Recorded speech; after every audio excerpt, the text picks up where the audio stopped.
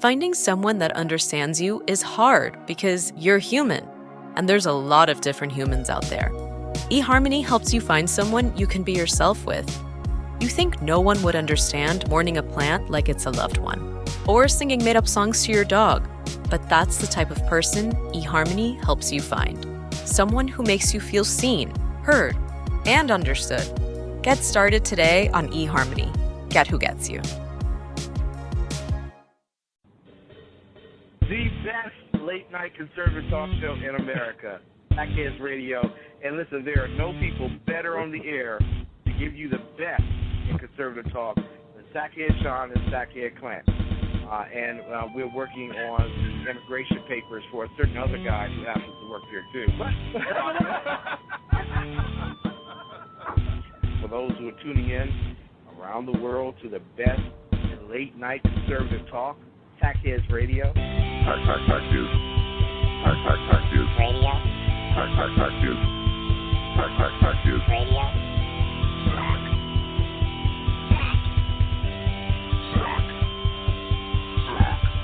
The best late-night conservative talk show in America. In America. In America. And in this web was a large, I'm pretty sure it was the biggest spider I've ever seen.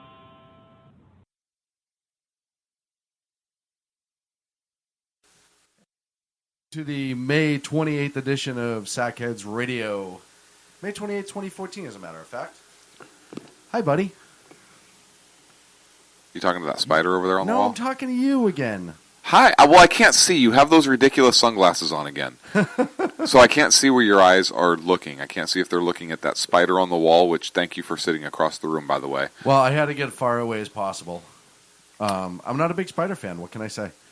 You're not a big Spider-Man? I'm not a big spider fan. Oh. Look, I didn't know if you were wearing your underoos again, or I have my Aquaman on. You do, and I appreciate that. And I'm just kind of running around. The weird thing about Aquaman is, do you notice he never wore pants? I had this conversation with somebody via text message, and Aquaman never wore pants, and so I'm Aquaman. You are Aquaman, and I nobody appreciates that. You're Aquavelva Man. I'm Aquavelva Man? I do smell that good all the time. Yes, that's what I was thinking. It's a great smell. Yeah. How's your week going? My week's going great. How's yours? Swell. Not really. It was horrible. Oh, I'm sorry. Yeah, it's okay. Oh, that's terrible. Why would you? It was horrible. Oh, okay.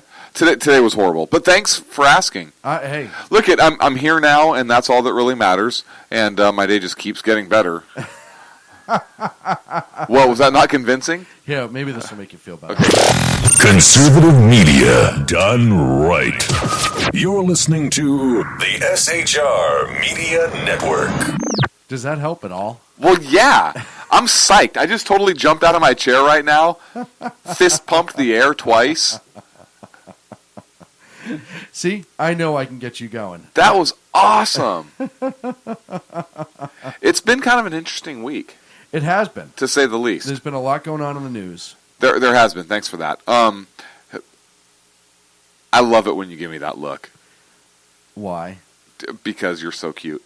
So, what is going on with you? How are the Red Sox doing? Horribly up until 2 days ago. They were on a 10-day slide, 10-game skid. They won the last two, and they're playing Atlanta as we speak, I believe. What's the score? Do you know? I don't know the score off the top of my head. I've been doing show prep. Show prep? Prep. You know, getting ready for the show that we do. What show? Our show. You're supposed to hold the fingers up when we go live. Oh, yeah, we've been live the last 4 minutes. Yeah, you got to let me know this because I didn't. We do kind of have a big guest tonight, and it's going to be awesome, and we're going to bring her in here in a minute. Is she in studio? No, I don't see her. Is she? She's calling live. Oh. Olivia Hammar, who is the mother of Jon Hammar, who is the Marine that was jailed in Mexico back in 2012 over an antique rifle. Yep, which he declared. So we're going to be having her to talk about Sergeant Andrew Tahmooressi. I just got very interested to see her take on this. Yeah, again, it's like one of those things. until you talk to somebody that lives it, you really don't know. And I know she'll give us great insight on that, as well as how she navigated through the Mexican judicial system, which with lots of hundreds, maybe. Yeah, I think well over 100,000. I said maybe. I don't know. It was pretty immense. So we're going to pick her up here on the line in a few minutes. And then there's so much to talk about in news as well that it's really going to be a busy night. So we should probably get into it. And I'm going to go ahead when you're ready. Are you ready? Well, of course. That's what I love about you. I'm always ready. You're always at the tip of the spear, and you're always ready. I am the tip of the spear. I'm not at the tip of the spear because that would make it sound like I'm being held up or something. Well, I wouldn't want that to happen. No. And why is it? Never What? mind. Okay. I'm going to go ahead and dial, and we're going to call Miss Hammer. Any relation to MC? I don't know. I don't know. I don't think so. It's spelled differently. Hello. Hi, Olivia. It's Sean from Sackheads Radio. You're live on the air. How are you? I'm good, thanks. Can you hear us okay? I can. My partner, Clint, is the one that actually talks normal. I'm the one with the talks with a weird accent, so that's the easiest way to differentiate us. Hello, ma'am. I'm Clint, and it's not a weird accent if you're in, I don't know, hell or Boston, either place, which from what I understand, the two are very similar. Right. Depends on the time of year. I don't speak Hellenese or Bostonian. Okay. So half the time I have to go through this little translator that I have in my pocket all the time. And I deal with this every week, ma'am, just so you know. It never gets old. Okay. I really, and I know your time is short, and I really appreciate you making time for us. I prefaced it before we gave you a call and kind of gave the background story. If you want to go a little bit more in depth about what happened to your son at the beginning and how it kind of started and that first phone call you got, and then kind of walk us forward from there. Okay, it was back in August of 2012, and my son and another Marine buddy were planning on a surf trip to Costa Rica. They had just bought a RV, and they were going to cross at the Texas border. And my son had taken his great-grandfather's shotgun, which was a 410 shotgun. And he knew that there was an issue with taking a gun in Mexico, but he thought that he had a gun that he was able to do that with, because you can take certain hunting rifles there. So he checked with the U.S. Border Patrol, and they said, yeah, you need to register it and declare it, and arrest most immediately. And he was in prison for 4 months. 4 months, you said? Hear that? That's the beginning of a journey powered by the confidence that comes from driving a vehicle so reliable, it's backed by a 10-year, 100,000-mile limited powertrain warranty. Where your journey ends? Well, that's up to you. Visit your local Kia dealer today. Kia. Movement that inspires. See retailer for warranty details. Always drive safely. Limited inventory available. Hardy Fiber Cement Siding is proven to withstand water, pests, and fire better than wood-based siding. And it looks better while doing it. Hardy Siding has been chosen for 10 million homes and counting. See the proof at jameshardy.com. A little over 4 months. Wow. Mm-hmm. And was he a United States Marine at the time? Was he a former Marine? He was inactive. He wasn't active anymore. Okay. You know, the Marines will tell you there are no former Marines. Yeah, once a Marine, always a Marine. Exactly. Now, what was your experience with the Mexican system and navigating that? Is my first question. Eventually, where I'd like to go with this, just so you're aware, is why do you think they continue to mess with our soldiers and our citizens in this manner for these types of minor violations, I guess, for lack of a better term, misunderstandings, whatever a better term would probably be? I really think, and actually in the letter that we received from the Mexican ambassador after we had gone to the press and gone public, part of his treatment was a result of the fact that he was a Marine. And there's a part of me that really believes that the Mexican military really considers this a coup.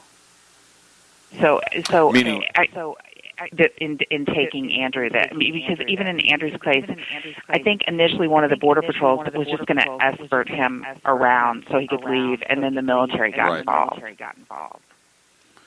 Right. So, do you think that it's now, was the military the one that also arrested your son? I don't know exactly. I mean, I think at some point early on in Johnny's case, I think that they just thought they could get some financial gain from taking him. But then I think once they realized he was a Marine, it sort of upped the ante. And what do you think the significance of being a Marine is in their eyes, or do you have any guesses? I think that right now, we really have this adversarial relationship with the Mexican government, and that can be the only explanation as to why they're keeping him at this point. I mean, this is a no-brainer. At some point, it's going to hurt their tourism. It's going to start affecting produce. I mean, I've already seen people online saying, boycott produce, boycott all Mexican travel, and this is what it's going to lead to. So I just don't understand necessarily why they let it go this far when it could have been resolved, much earlier. In Mexico, it makes very little sense to kind of push this issue. I mean, you look at 90% of the goods sold or exported out of Mexico comes to our country. Right. There's a $50 billion a year trade agreement with them. $90 billion. Well, a $50 trade agreement with them for our side is like a $5 billion with like pesos, right? Right. I think is what the exchange rate is. $90 billion in private investments. And Mexico also, in a lot of out of every country in the world, Mexican has the most quote unquote fair trade agreements than any other country standing. Right. And so on and so forth. So you would think at this point they would act more like an ally, considering that we fund their entire nation.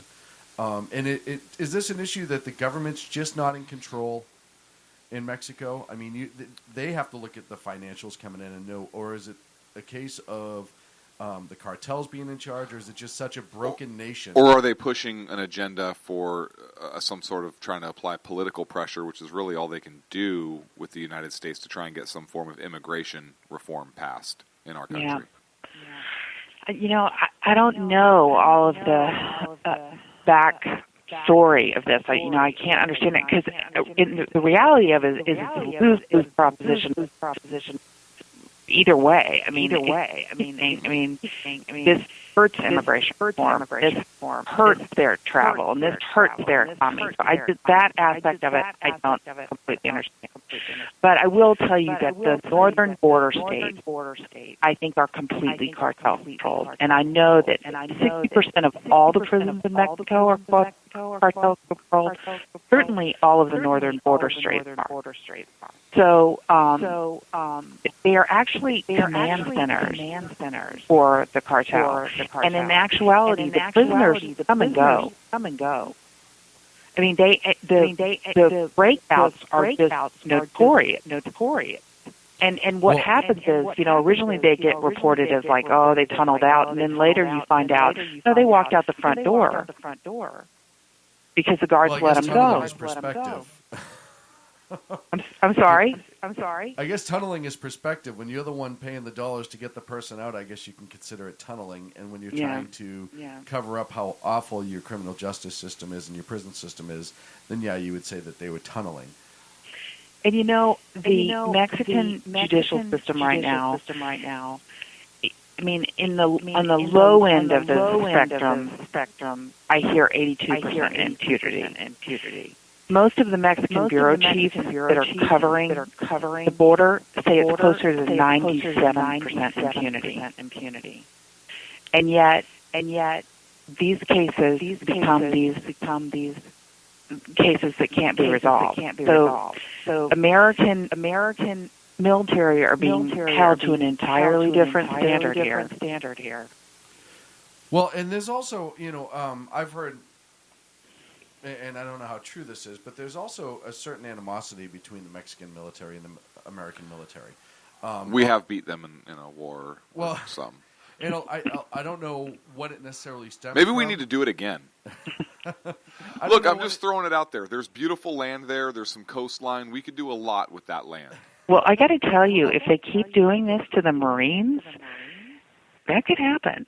I mean, these guys, I don't know if you heard his buddy tonight speak out.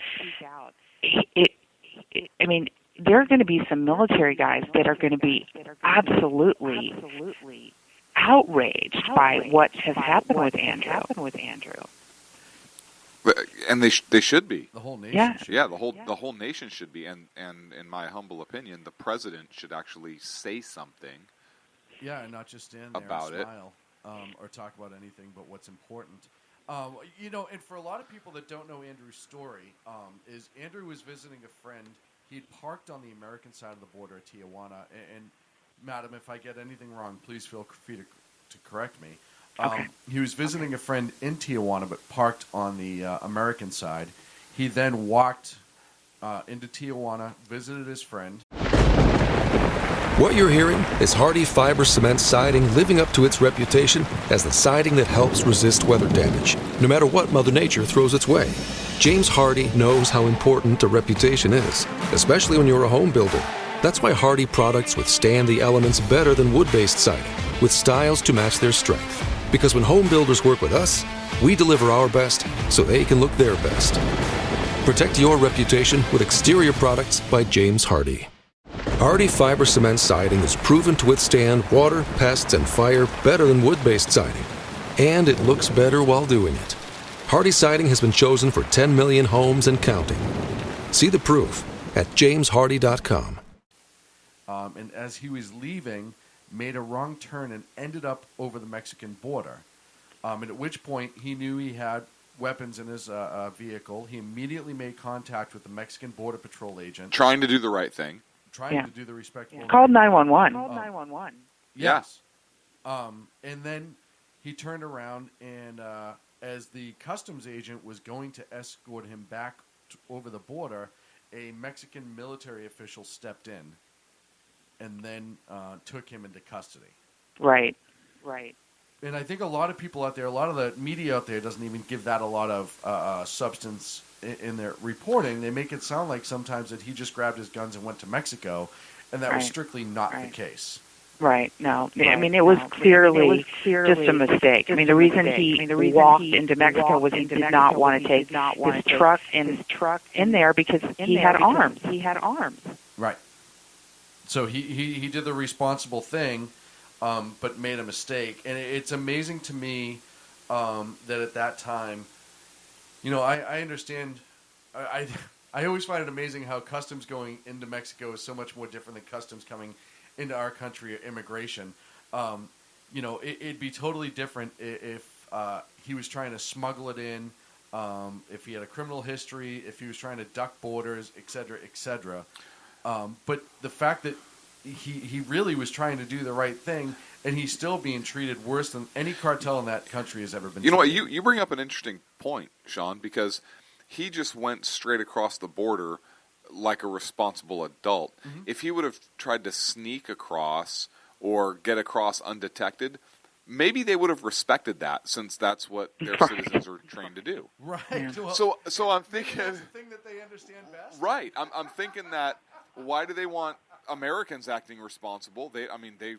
Hey, sneak in. We sneak into your country. What's wrong with you? You obviously are doing something wrong. Right. Yeah. Because our citizens that sneak across are completely harmless. No, they don't ever do anything wrong. So if you're coming in the right way, obviously you have something to hide. You know what? I did not think about that. I appreciate you bringing that up. You're welcome. Listen, that's what I'm here for. This is an unconfirmed report, folks, but we're pretty sure that that's why they're holding Andrew. And that's why John got arrested, maybe as well. Yeah. I mean, there's definitely more to it. I don't totally understand the psychology of it, but I mean, it's clearly they were, someone decided that this was somebody worth keeping. Well, yeah. And in your case, with John, after he was arrested, and you guys started the legal aspect of it, can you talk a little bit about how kangaroo court, if you will, the Mexican judicial system was? Oh, it's so you can't even explain it. It's so every day it was like a new layer of corruption. We went through four attorneys before we ever landed on one that we just decided to stick with. But initially, we hired guys that would take your money and then wouldn't return your calls and wouldn't show up to court. And you hired the IRS? I'm sorry. Oh, sorry. It sounded like you hired the IRS for a minute, but go on. No. But so we one of the things that we did early on was we asked them to through our attorney remeasure the barrel of the gun, because one of the problems with Johnny's case was they said the barrel was too short. Like, that gun was allowed in Mexico, but it was too short. So we knew that it wasn't that short. So we said, okay, submitted paperwork. Will you remeasure it? And so you wait for these hearings, and you think, this is our smoking gun. They'll remeasure it, and they'll let him out. And then they just come back to you and say, no, we're not going to remeasure it. And then very similar to Andrew, they had said, we have videotape of your son coming through not declaring. And we had talked to Johnny, and he was like, Mom, that's a complete lie. I absolutely through the declaration line. I had the paperwork. I gave him the paperwork. And so we said, okay, you have to provide that videotape. And for 2 months, we kept asking. And they eventually just acknowledged that they had lied. They never had that. And there's no rules. There's, they don't owe us anything. It's our responsibility to prove that he's innocent, because in Mexico you're guilty until proven innocent, and that's your obligation to prove. So it's just a losing proposition, and it's the perfect system for extortion. It's basically systematic extortion.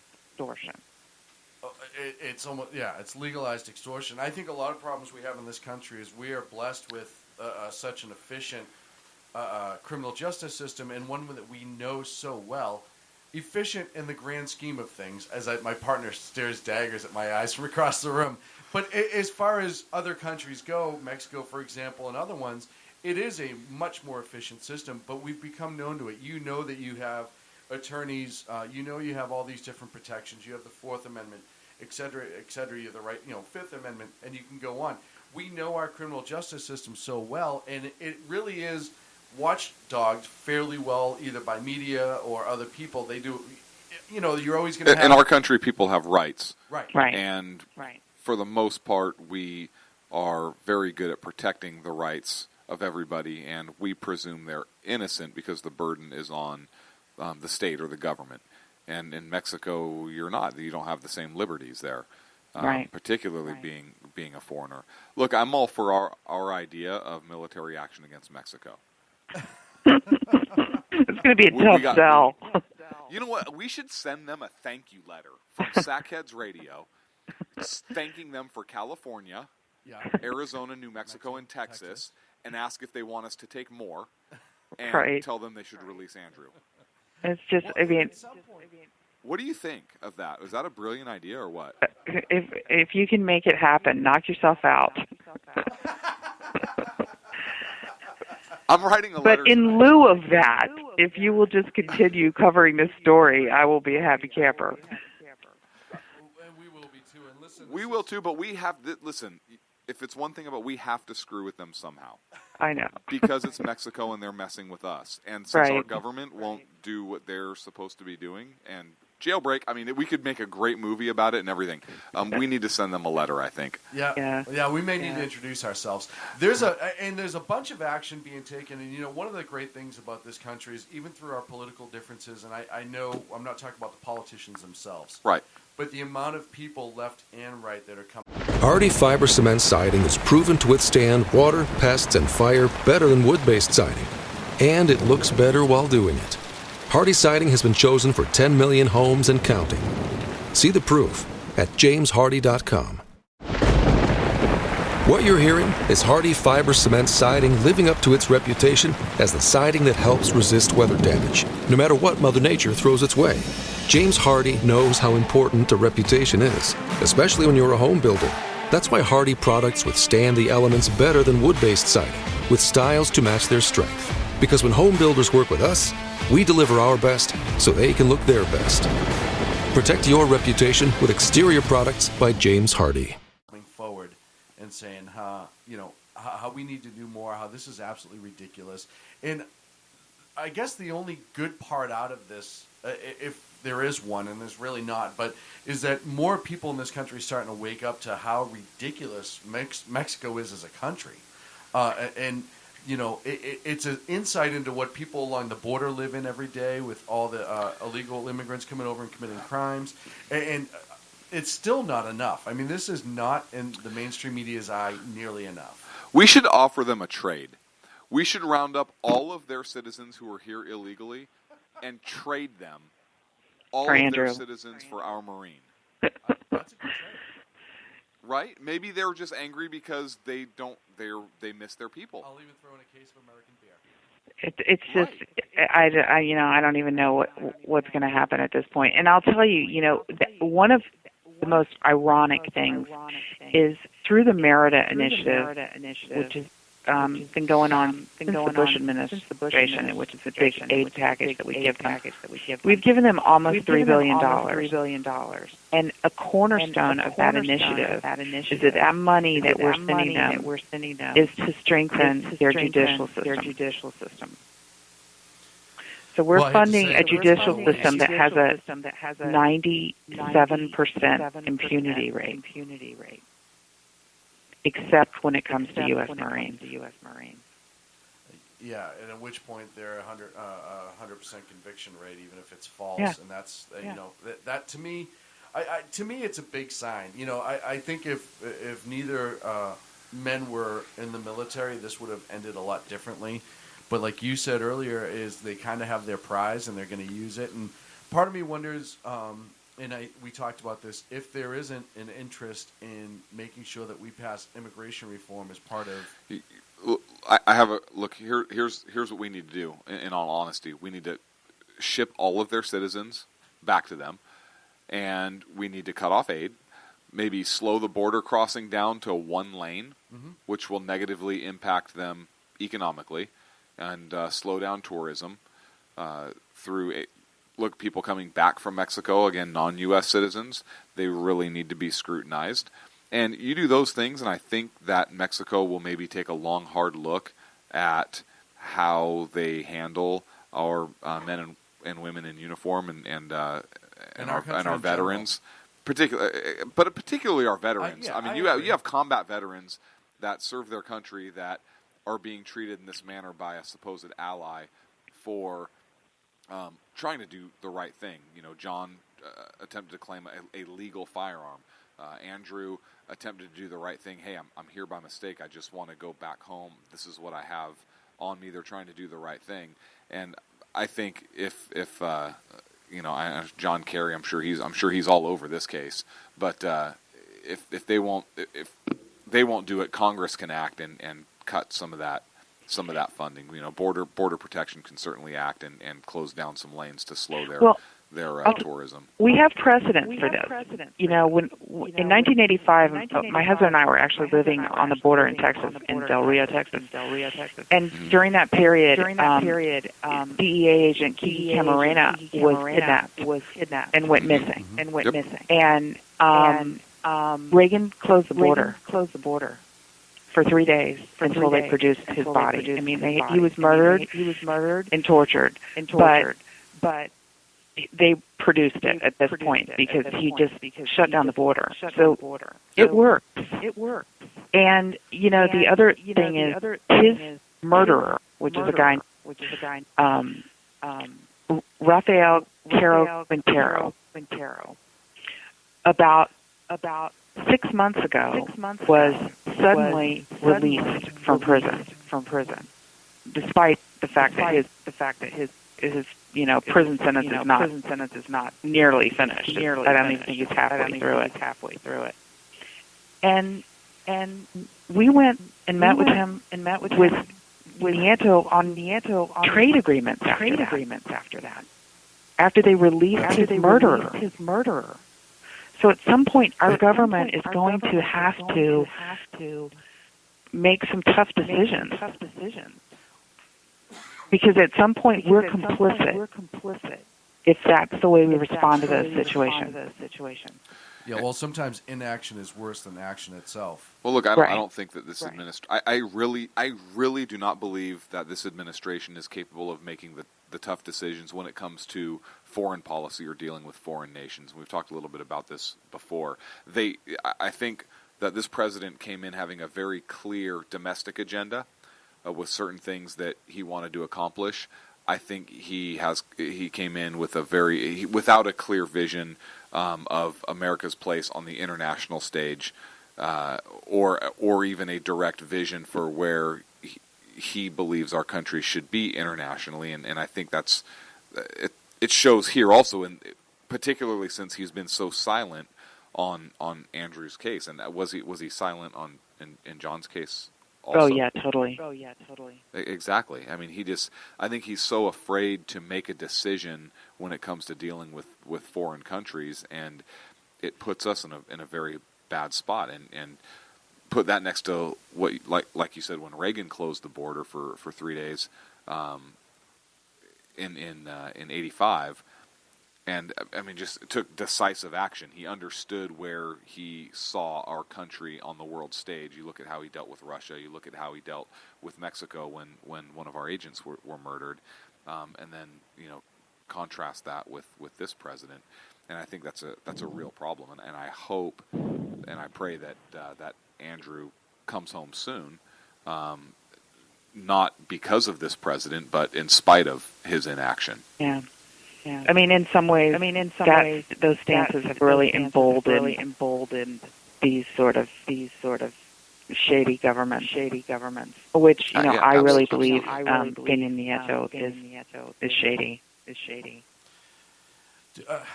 I would 100% agree with that statement. I don't think there's anything false about that at all. We only have a couple minutes left, and I really, have you spoken with the Tahmooressi family? I believe you have. And can you just kind of tell us how they're doing? I know they must just be completely devastated, but and just how their spirits are and what people can do to help.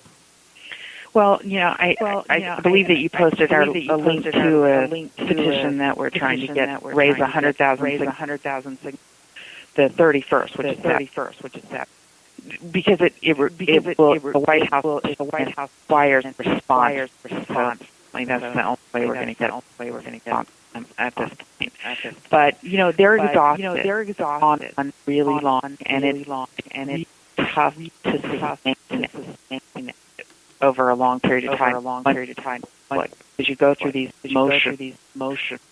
The interviews, she's doing these on a daily basis, and I'm worried about her. I'm worried about really taking a toll on her. But they're fighting for their son, and I think Andrew's clinging to his faith. But the American people need to get behind this and get this Marine home, because I'm not sure our government's going to do it. Well, and we need to step in where the government can't. If you want to sign that petition, you go to shrmedia.com, click on the SACHEDS page. It's under tonight's show. It is in there. Olivia, thank you so much for sharing your experience and giving us some insight to the entire system. It really is amazing to get it from your point of view, having somebody who's been there. And how is John doing? He's doing well. He's, on a road to recovery at this point. Excellent. We're glad to hear that. Godspeed to him and Godspeed to your whole family. Absolutely. Thank you so much. Thanks for covering the story. Of course. And we'll keep updating with it. Great. And hopefully we can come back to you later on, especially with good news. Absolutely. Take care. Take care. Thank you, Olivia. I appreciate it. Bye-bye. Olivia Hammar, Bye-bye. Mother of Jon Hammar. It was excellent to have her on the phone. We are up against a break, and I know it's hard to kind of run into a break, and we have so much we want to say about that.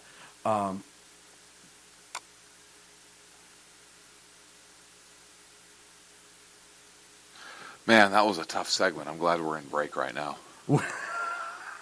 Why do you do this to me? What? As soon as we get a guest off the air, you have to turn around and give me a hard time. Listen, what else am I supposed to focus fire on here, kid? I know. All right, we're going to take a break. We're going to be back at 3 here on the Sackheads Radio Show. Is radio.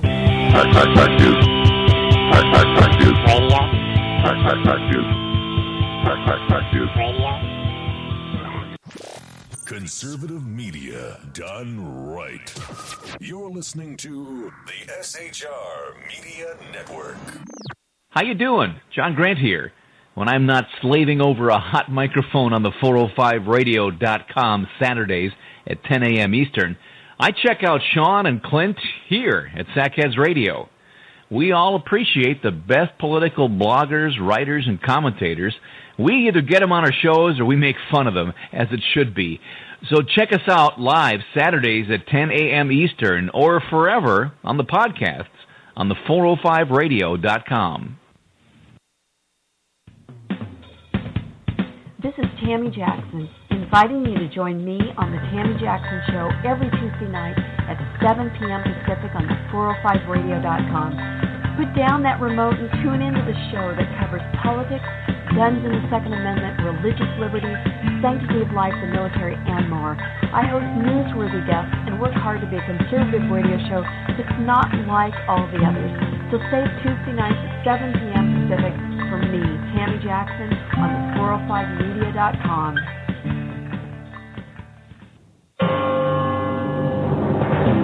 Hello, I'm Paul, a student at Hillsdale College. Here is my professor, Dr. Larry Arnn, on the separation of church and state. America's founders believed in the separation of church and state, in that the country was not to have an official religion or an official sect. But that did not mean that government was to be hostile to religion, or even indifferent to religion, as many today argue. In fact, America's founding document, the Declaration of Independence, includes both a reference to God as the author of the laws of nature and a confident assertion that human beings are endowed by their Creator with certain inalienable rights. Far from being hostile or indifferent to religion, America's founders understood the theology of the Declaration to be an essential part of the education of citizens. This Constitution Minute was brought to you by Hillsdale College. To join the national conversation on the Constitution, go to constitutionminute.org.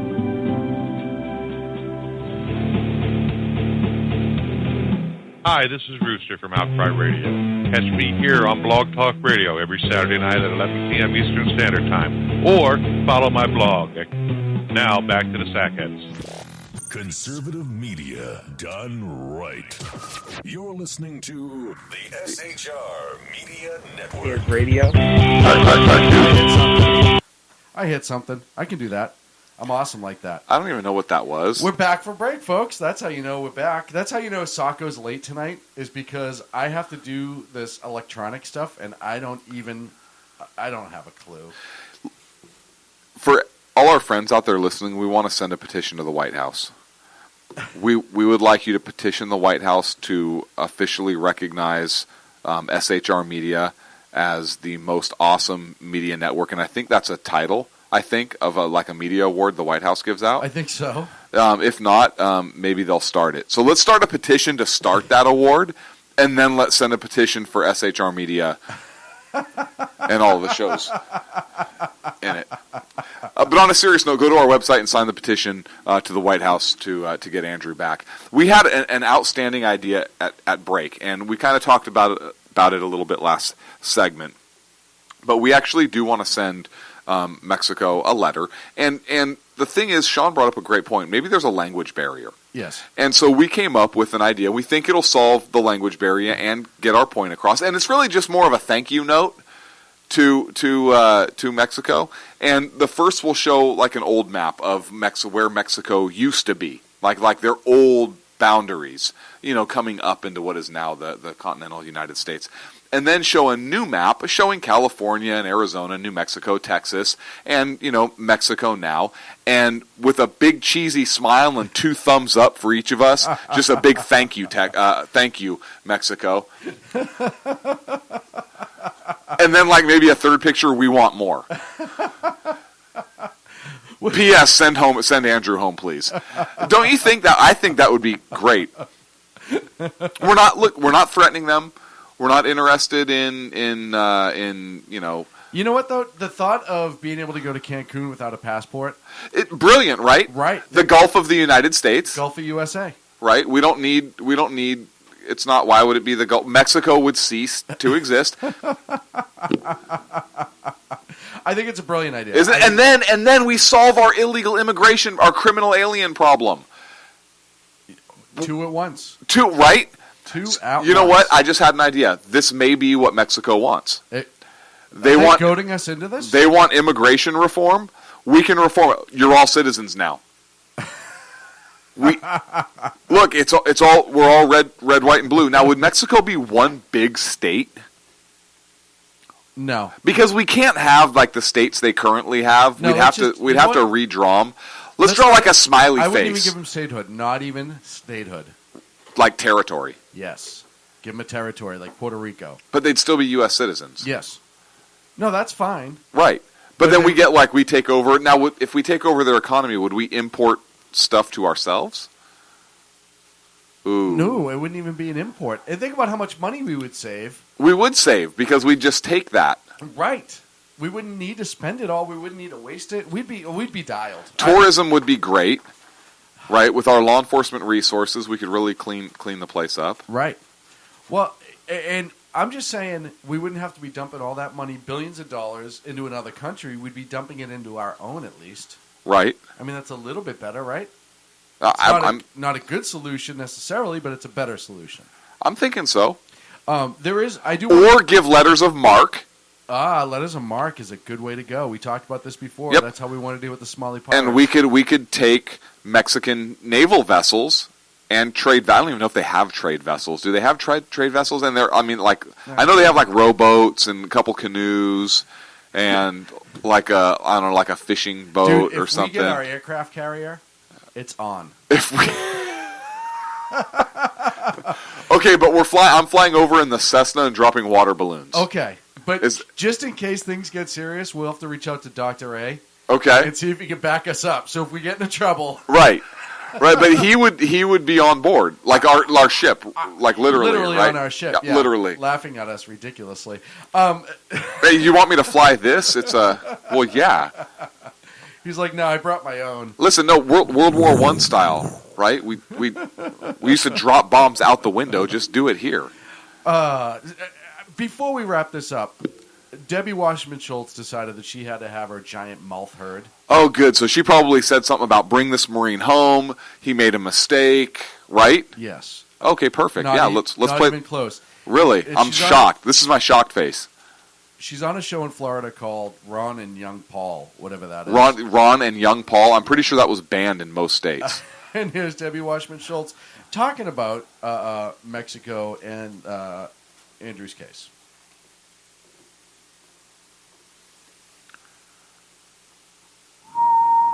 What this family is going through. What can we do to help as citizens? I won't go to Cancun this year. We are working that the Mexican government has not done anything wrong here. Let's be clear that there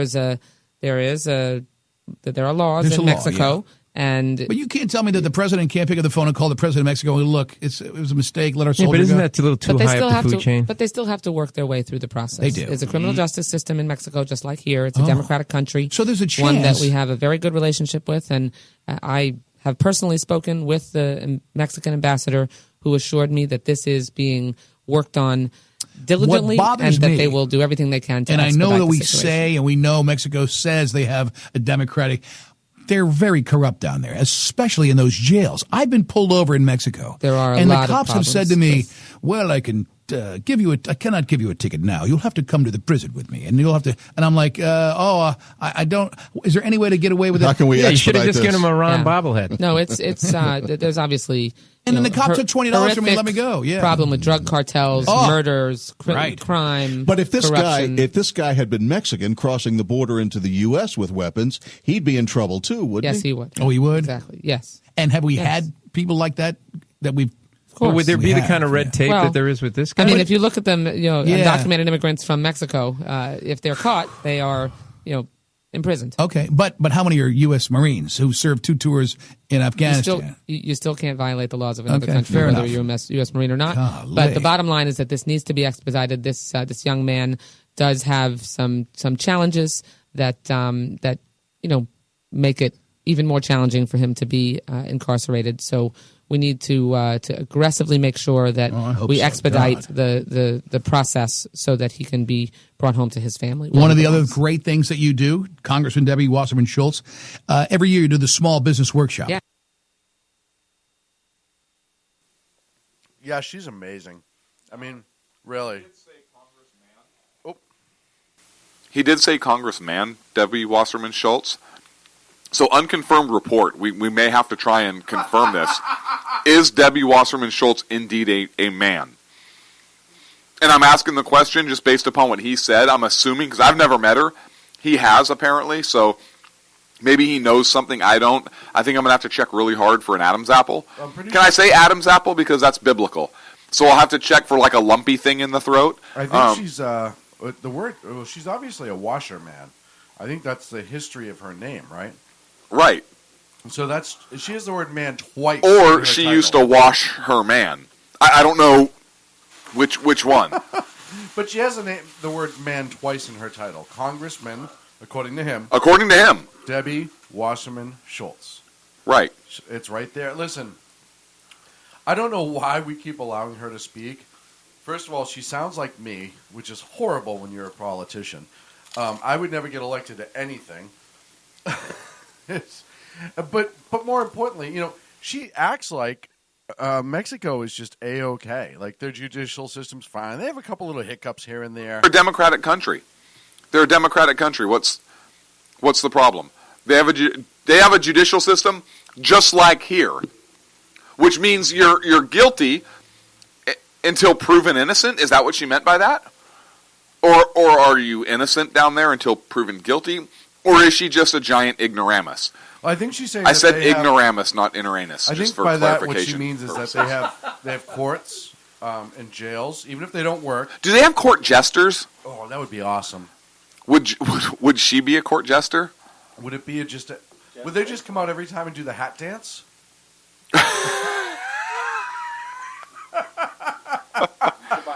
And why Schultz? Let's think about her name.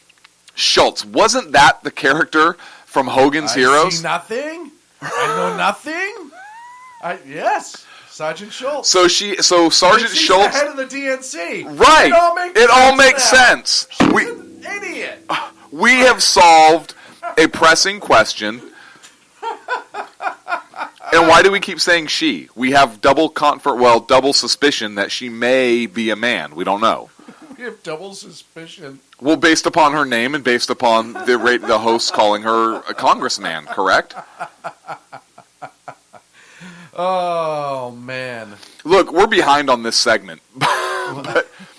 but well, yeah, when we can sit here and make fun of a representative for 10 minutes, you know which way we're going to go with that. This is a good point. Can't help ourselves. Yeah, this is a good point.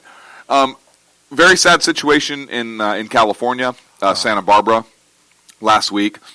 End of the week, I believe it was on Friday. There was another rampage killing, active shooter event, active killer, rampage killer attack in Santa Barbara. 6 innocent people were killed. 13 were wounded. There was a 22-year-old. I don't know that I want to say his name because I don't think he deserves any additional fame or credit. I think so lowly of this individual.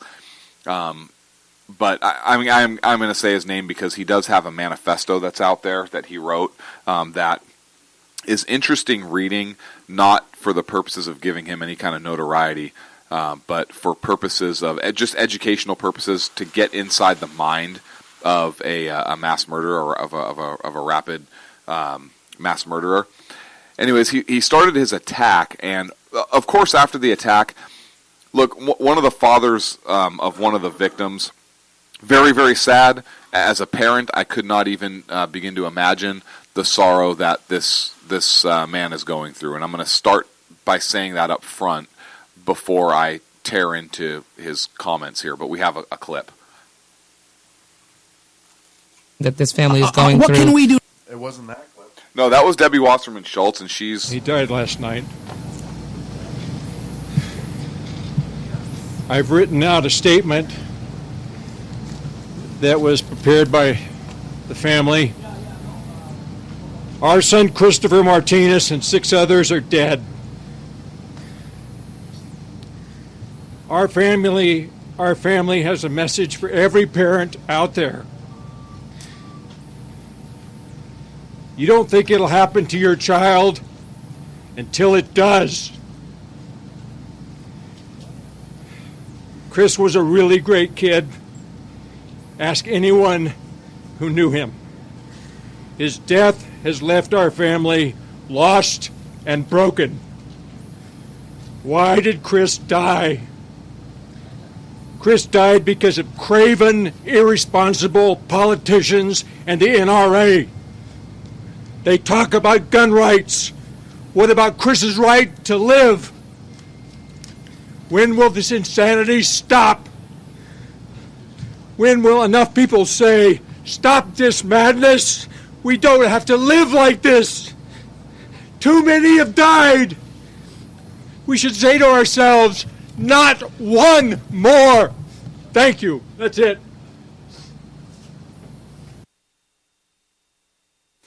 So, a couple things on that. First of all, my heart does go out to that family. My prayers do go out to that family and the family of all of those that have not only been killed in that attack, but also those that were injured in this attack. Horrific event. And I'm not going to diminish the father's pain as a parent. I would not even want to begin to imagine what that must feel like. However, I believe that he said he gave a statement to all parents, so I'm going to respond as such. He blamed this violence on craven politicians and the NRA. He didn't blame this attack on a madman. He didn't blame this attack on evil. He didn't blame this attack on the individual that perpetuated this attack, or even, if on a stretch, maybe the family of this particular killer. And again, I say that on a stretch. Right, because they were actually, the family of this killer actually made attempts. Absolutely. Yep. They tried to reach out. They were active. They knew there was an issue. They did, and but they knew he was troubled, and so, but he blames politicians and the NRA. And I want to point out something here. This attack was carried out with 3 different types of weapons. It was carried out with edged weapons, when 3 people were killed with knives in this attack. It then went mobile via vehicle, where he began attempting to gain access to additional innocent victims by driving around and hunting people. And he utilized a gun, and he utilized his vehicle when he hit 2 pedestrians, I believe, a skateboarder and a bicyclist, who were injured. Nobody was killed with the vehicle. So he used 3 weapons in this attack. Yes. Out of the 6 people that were killed, not including him, he doesn't count. Out of the 6 people, innocent people that were killed, 50% were killed by a knife. I don't hear anybody crying out against the knife industry. I don't see stores recalling their cutlery. I don't see people requiring special training for or a permit to go buy kitchen knives. Or even a hunting knife. Or a hunting knife or a machete or anything like that. So, Sacco's got like 9 knives on him right now. To blame this violence on the NRA and on politicians, I believe, is very, very irresponsible and ignorant. And I'm not saying this to be mean, but it is. This man, I understand he's going through a lot of pain. He's upset. He's very, very upset, and he's looking for something to blame. I get that in a grieving mentality. I completely understand it. However, I believe his statements are irresponsible, and like I said, ill-informed to say the least. Look, I would argue that if his son had a gun, he may have been able to protect his own life. Or if any of those folks did. I'm speaking to this particular gentleman because I haven't heard any of the other parents come out and say anything so misguided. So I would argue that if your son had a gun and knew how to use it responsibly, he may have been able to protect his own life or the life of somebody else.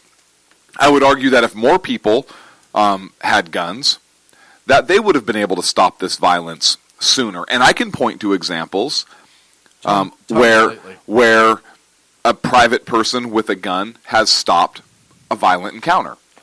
Out of Detroit, in the last 3 months, there's been a story once a week of a armed citizen legally defending themselves or somebody else against a violent encounter. And the chief of police has come out in support of that. Right, and that's Detroit, which is a ridiculously democratically held state and city. I want to talk about a part of this killer's manifesto.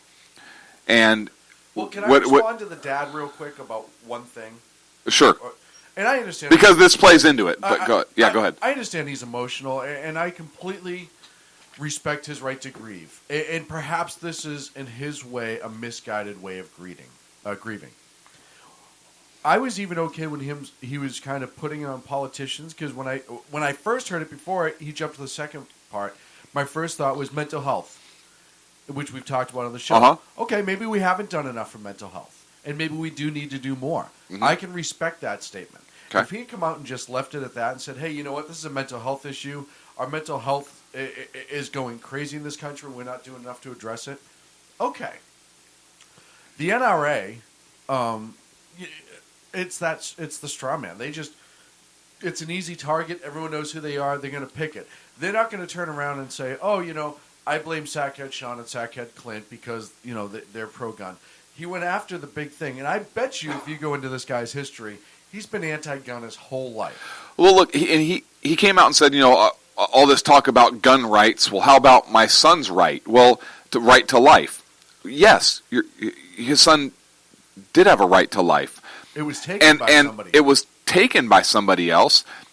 And that Second Amendment is there for people to protect their rights, including the right to life. And again, I come back to it. Maybe if his son had a gun, if he had exercised his Second Amendment rights responsibly and knew how to use it, he would have been able to protect his own right to life. It is not a politician's job to protect your life. It's not. It is not the police's job to protect your life per se, because they cannot be everywhere at one time. It is your responsibility for self-defense. And there is a reason that Second Amendment exists. And had it been exercised properly, instead of blamed or judged or demonized the way it has been, then perhaps these things would happen less frequently, and I guarantee they would be stopped a lot sooner. Case in point, from the manifesto, and I'm quoting here, he's talking, well, in a moment I will be quoting, he's talking about another option for him, his rampage was Deltopia. And he says, quote, a day in which many young people pour in from all over the state to have spring break party on Del Playa Street. I figured this would be the perfect day to attack Isla Vista, but after watching YouTube videos of previous Deltopia parties, I saw there were way too many cops walking around such an event. It would be impossible to kill enough of my enemies before being dispatched by those damnable cops. Cops have guns, and he knew that an armed response would stop him, and he says it would be impossible to kill enough of my enemies before being dispatched by those damnable cops, those people with guns, because they would use those guns to stop that threat. Private citizens have the same legal, and we've checked that private citizens have the same legal ability to use deadly force to protect their own lives as law enforcement does. Yes. So, a uniform makes a difference? Absolutely not. So it saddens me that mentality is out there. I know it's out there, and we've run into it several times. But to make a statement like that after such a tragedy, which in itself was a political statement, right?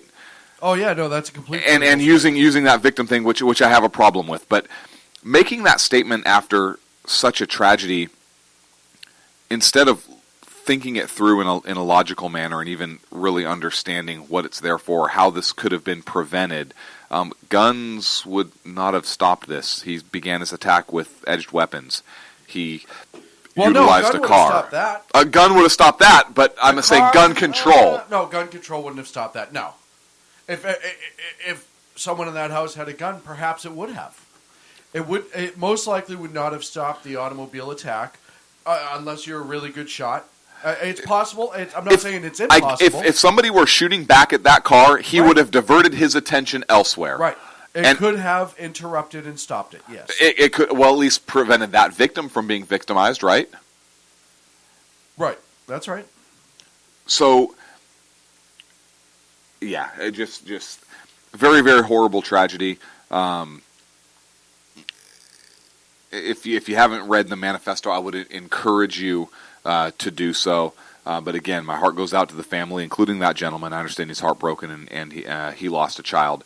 I would encourage him to reconsider his position. And for those of you that maybe agree with that father, maybe think about our point of view on that. From this, we're up against a break, my friend. I'm getting the high sign from Sacco. And Clint would love to hear from you, Clint at shrmedia.com, and your thoughts on this whole topic, and really seriously engage us, because you know what, I'd love to hear the other side of this. I'd love to hear the other point of view. We are going to take a break, and we're going to be back here in 3 on the Sackheads Radio Show.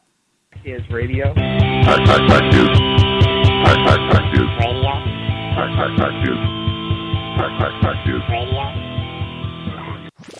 Conservative media done right. You're listening to the SHR Media Network. How you doing? John Grant here. When I'm not slaving over a hot microphone on the 405radio.com Saturdays at 10 a.m. Eastern, I check out Sean and Clint here at Sackheads Radio. We all appreciate the best political bloggers, writers, and commentators. We either get them on our shows or we make fun of them, as it should be. So check us out live Saturdays at 10 a.m. Eastern or forever on the podcasts on the 405radio.com. This is Tammy Jackson, inviting you to join me on the Tammy Jackson Show every Tuesday night at 7 p.m. Pacific on the 405radio.com. Put down that remote and tune into the show that covers politics, guns and the Second Amendment, religious liberties, sanctity of life, the military, and more. I host newsworthy guests and work hard to be a conservative radio show that's not like all the others. So save Tuesday nights at 7 p.m. Pacific for me, Tammy Jackson, on the 405media.com.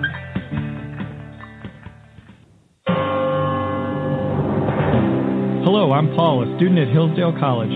Here is my professor, Dr. Larry Arnn, on the separation of church and state. America's founders believed in the separation of church and state, in that the country was not to have an official religion or an official sect. But that did not mean that government was to be hostile to religion, or even indifferent to religion, as many today argue. In fact, America's founding document, the Declaration of Independence, includes both a reference to God as the author of the laws of nature and a confident assertion that human beings are endowed by their Creator with certain inalienable rights. Far from being hostile or indifferent to religion, America's founders understood the theology of the Declaration to be an essential part of the education of citizens. This Constitution Minute was brought to you by Hillsdale College. To join the national conversation on the Constitution, go to constitutionminute.org.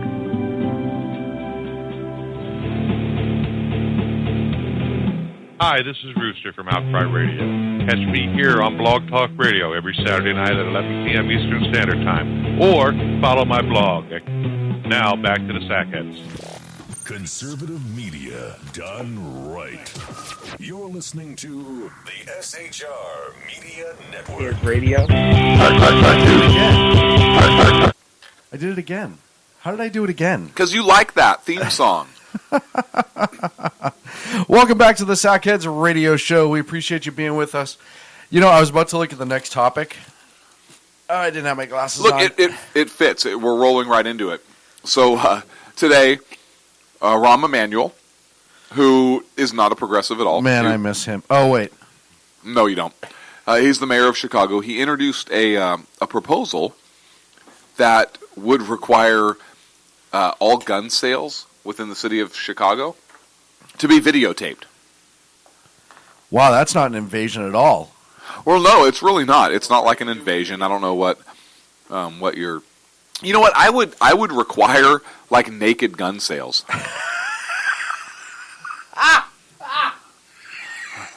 If I owned a gun store, oh my goodness, in Chicago, I just almost threw up my taco. I would require naked, like I'd videotape it, but you would have to be butt naked purchasing a gun, bend over, spread eagle, and just show it right to the video. That way when the state is reviewing all the gun sales, they just see a bunch of... Hey, could you imagine the viewing? Oh, great, another asshole. I mean, it'd be... I would love to get serious on this topic, but you just blew it out for me. I can't even try now. Wait, that's totally serious. What are you talking about? Oh, man. Or even if you have to go in with your firstborn child. They're trying to take our kids anyhow through the education system, right? Right. So you just bring them your firstborn. And they're like, well, if you commit a crime, if you want them back, we'll trade it in. But if you commit a crime with your gun, or if somebody else commits a crime with a gun, or if your gun ever comes out of the safe, or if you ever go to the range, you lose your kid forever. I mean, we're not far from that. I mean, all joking aside, you want to talk about one of the biggest invasion of rights and privacy, the Second Amendment, which, and I know why he's doing this, because they got wailed on a couple years ago for their gun laws in Illinois in general and Chicago, and he's got to respond, or at least he feels he has to respond.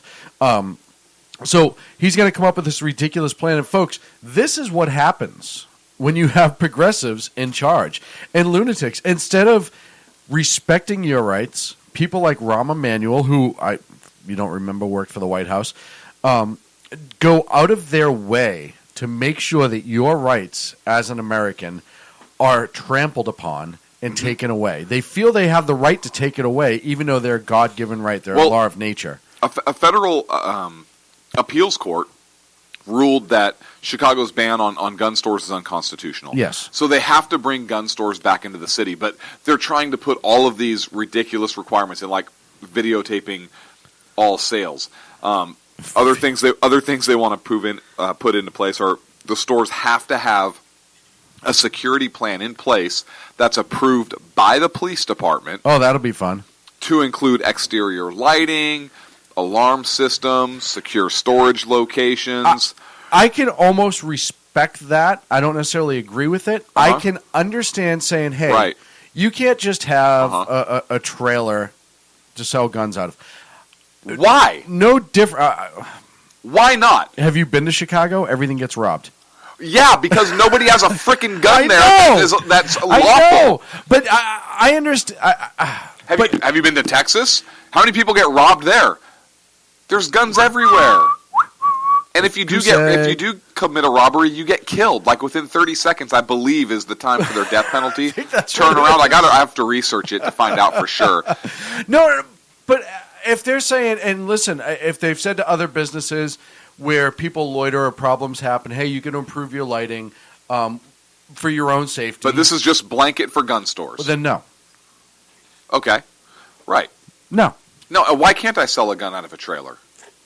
I should be able to roll up in my pickup truck, 4-wheel drive, not a big deal, and hand my gun out the window and be like, "Hey, Sean, do you want to buy $20 this bazooka?" And you could say, for ATF and FBI and everybody listening, I do not, in fact, have a bazooka, nor do I believe that private citizens should have a bazooka, even though they should, because they're fighting against their Mexicans government sometimes. But not literally, only if you guys try and encroach everybody's rights.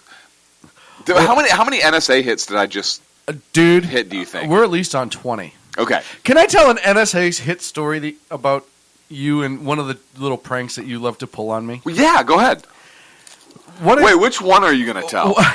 One of Clint's favorite things to do when he calls me is make sure, he'll call me from a random phone, like at his office. Like a track phone? Well, no, at an office or somebody's landline. He won't ever use his cell phone. And this is when I should know it's coming. And will just blurt out every NSA buzzword he could possibly think of in about 35 seconds. And I'm not kidding when, "Hey, what are you doing?" "Nothing, I was going to grab coffee." "Oh, that'll be great. Let's see. Bomb, terrorist, plane, Al-Qaeda. Do you have the stuff?" Blah, blah, and then hang up on me. And now I know for the next 30 days or so, my phone and everything about me is being scrubbed. And next time I see you, you always have that same stupid smirk. The one you have right now, that smirk. And it's funny. It's the great game that you play. It's one of the good ones, but I laugh hysterically as soon as I hang up the phone and throw it away. Now, hang on a second. To be fair, because you left a very crucial piece of information out. Okay. To be fair, at the beginning and again at the end, I say, "This is only a drill." Yeah, because that helps. Right? Well, and all the environmentalists that run our country, I'm sure drill's one of the words, too, because they want to make sure we're not drilling for oil. Well, listen, yes, that is, in fact, part of my nefarious scheme. However, you know what's another one I need to throw in there? Oil spill. Oil spill. Oil spill fracking. Hey, you want to buy some rainwater imported from Nevada? I'm putting in a pond. Nevada rainwater in California? Never. We won't have that. Release the hounds. I'm sorry to interrupt you, but you just reminded me of that's that. Great. It makes me laugh, dude. See, there you go, spreading lies about me. One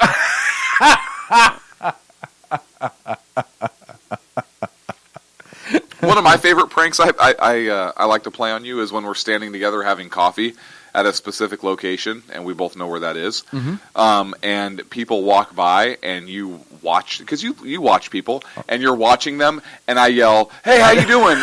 with my back turned, and they look over at you, and you just have that look on your face like, I don't, and then they wave or something. I think that's...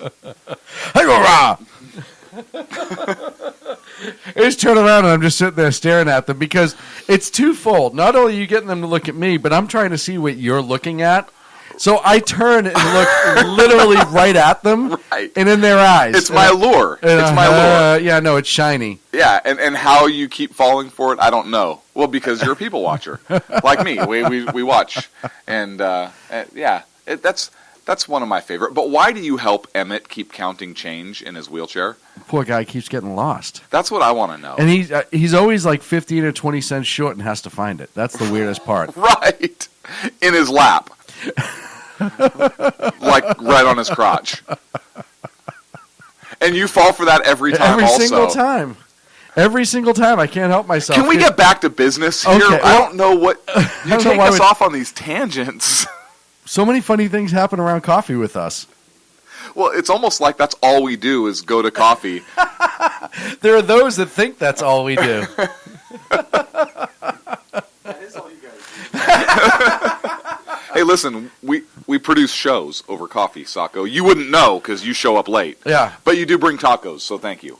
But it also rhymes with your name, so you're kind of obligated.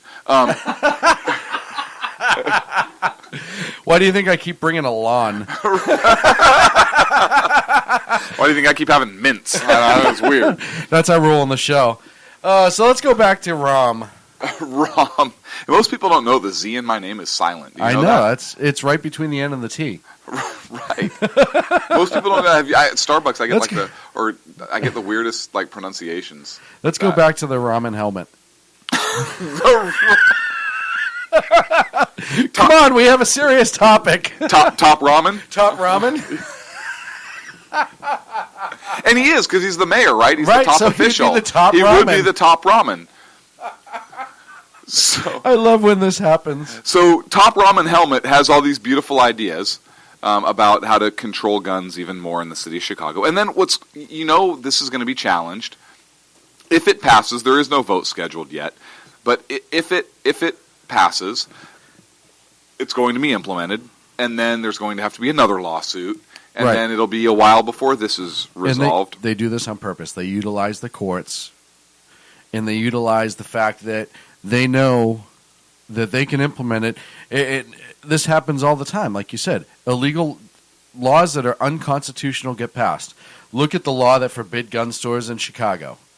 And eventually, after years of lawsuits, and it has to go to the local court, then to the federal, the state, federal, state supreme sometimes, then up to the federal, the circuit court, and then federal, and it goes on and on and on. And they use that to gain their compliance, or the compliance that they're trying to seek. And it's an abuse of the system. And I wish there was a way at the end of all that to turn around and hold the city responsible. You know what? I have a new sticker, and I don't know what made me think of this. So please, don't infer there's no connection here or anything Sacco, like get that. a pen. But no, I actually have a sticker that came, and it said the Tree of Liberty at times needs to be refreshed with the blood of tyrants. Or tyrants. Yeah. I don't know what made me think about that. Anyways, I'm sorry, I digress. What were you saying? I was just saying that oftentimes government uses our own laws against us in a way that it still gains what they want, even if it's for a short period of time. Right. And they find a way to go along with it after the fact. And by the time this gets to the Supreme Court, if it's going to be overturned, they'll just implement another stupid law. I mean, it's going to be like New York with the seven bullet rule or something ridiculous. I need to put that sticker up in here. I don't know why I keep going back to that phrase, but I need to put that up in here. You're talking. No, I think that's a great plan. Yeah, you're talking, and I don't know why my mind keeps going there.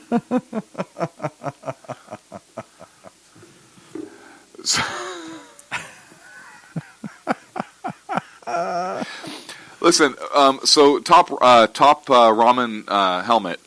Rahm-an Helmet said to the Chicago Tribune, he says, hey, these rules, quote, are a smart, tough, and enforceable way to prevent illegal guns in the city of Chicago. That won't prevent them at all. So hang on, they don't have these rules in place now, and there are illegal guns in Chicago, which is weird because there's no gun stores in Chicago. Right, so where are those illegal guns coming from? I don't know, because if there's no gun stores, then maybe obviously... there's an illegal gun store. In Chicago? In Chicago. Yeah, there is. It's called the Gangs, right? Right. Yeah, go down to the Four Corners. You can probably buy one in about 4.5 minutes. Listen, this is another BS way to try to... He's going to try to get elected with the anti-gun nuts. And this is, I really believe, a lot of reason why politicians jump on board the anti-gun thing is a way to get elected. He knows it's BS. He knows he can't do it. And if he does do it, it'll get overturned eventually. But he doesn't care about then. He cares about now and maintaining power. He's eventually... Probably, if he gets that passed and a couple other things, we all know he's going to start running for higher office here soon. He became the mayor of Chicago for a reason. It wasn't to help the people of Chicago. It's so he can go up to the federal level. He is the prototypical douchebag, D-bag progressive. Everything he can do to trample on good people's rights by scaring them with bad people. I think it's more of a nudge, right? Yeah, it is totally a nudge.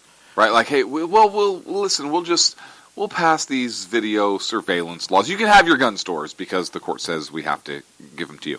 But we'll just video you purchasing the gun. I'd wear a mask. Like, I'd be like a ghost, right? I'd wear like a sheet, or I'd wear like a Charlie Brown ghost with holes cut all over it. Just assless chaps. That goes back to my no pants thing. My Aquaman underoos. Yes. I would wear my Aquaman underoos. And carry a trident. And a mask. Right. Right. Wait, a trident's illegal in Chicago? I don't know, because it's 3 points. I think you have to have a 2-pointed trident. But then by definition, it wouldn't be a trident. It'd be a Biden, right? Biden, like a Joe Like not Biden. the vice president, right? That'd be different. But or a mono, that'd be a spear, I guess, right? Monent. So a spear, a Biden, a trident, and a quadrant. I mean, could you have a quadrant? You could have a quadrant. Yeah, but then they'll outlaw knives. Oh, wait, that'll never happen. Sorry. No, because then how are you going to cook?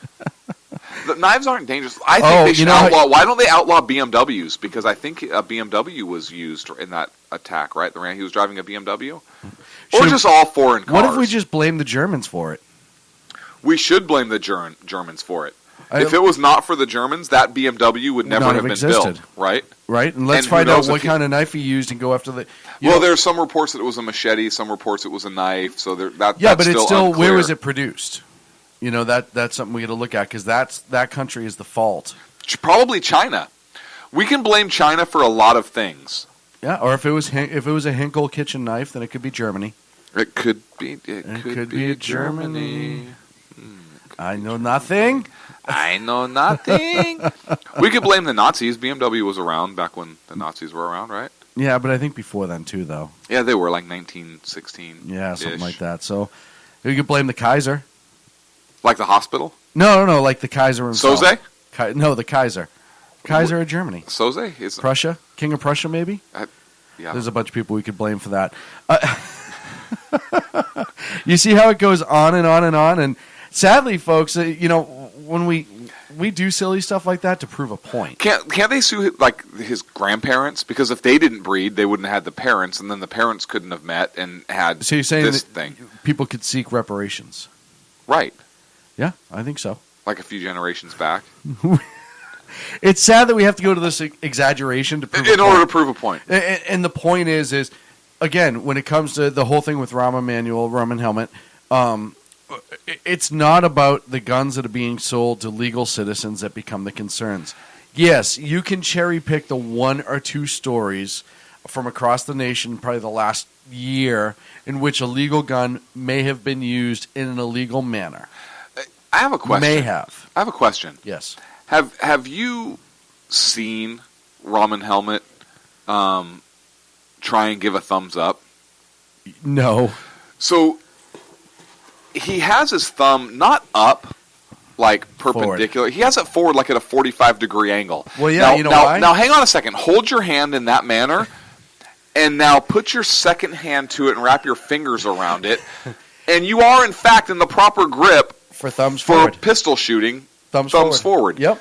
So I'm wondering why he's threatening the media with that one-handed pistol grip simulation with that shyster smile on his face. And the picture I'm referring to is on, you can actually find it at foxnews.com. And I'll give you the site because you have to see this photograph to know what I'm talking about. And I don't know why he's threatening violence to whoever he's talking to. It's www.foxnews.com/politics/2014/05/28/ Nobody cares anymore. Yeah. Just go look for Chicago mayor pushes plan to require all gun sales be videotaped, and it's there, that picture. Okay. He's pushing for gun bans. He doesn't like guns. It's gun control, wants to control, and yet he has this proper grip, right-handed only. Well, you know why? It's probably because he has a CCW. His trigger finger even is slightly forward, not in the proper... No, so it's almost like he has his 3 bottom fingers in a proper grip with his index finger. I bet you he has a CCW. He's used to shooting, and that's why he would do that. I mean, it's like anyone that has any sort of real experience. If you ever, I point different than other people. Well, right, because in Boston you point with your left foot. And my middle finger. All the time. Right. That's how I learned to point. I don't see what the problem is. So everyone does something. It's not a problem, but when a group of nuns visiting asks you for directions. Oh, I see. Oh, you're a sackhead Sean. You have a media shirt. How do I get to? And you point with 2 middle fingers while you smile. Yeah. Well, I'm a cheery guy. Right. Well, and here's the thing. First of all, you assume they're nuns because they're wearing a habit. All right? You don't know. Elderly people are tricky. Well, I don't put anything past anyone. This is true. And we don't know that they're not making an adult film somewhere, right? Some like geriatric adult film. Why did you go back to Germany? Listen, that's a niche. I think we're missing something at SHR Media. No, we're not. Geriatric porn. Listen, there's a market here, folks. We could have strip clubs. We could have all kinds of stuff. Could you imagine? No. We could have shuttle buses from the retirement home to our facility where there is a theater and a stripper pole.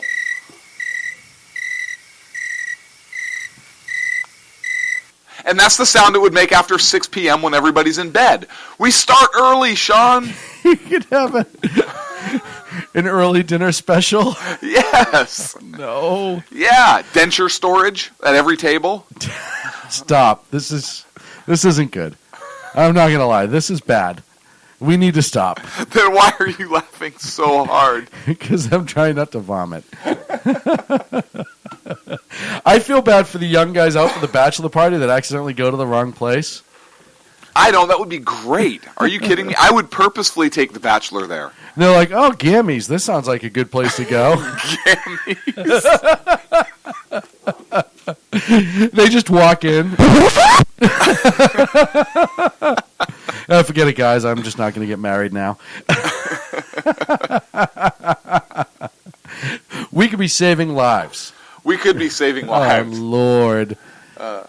So gun control, bad. That's what it comes down to. Gun control, bad.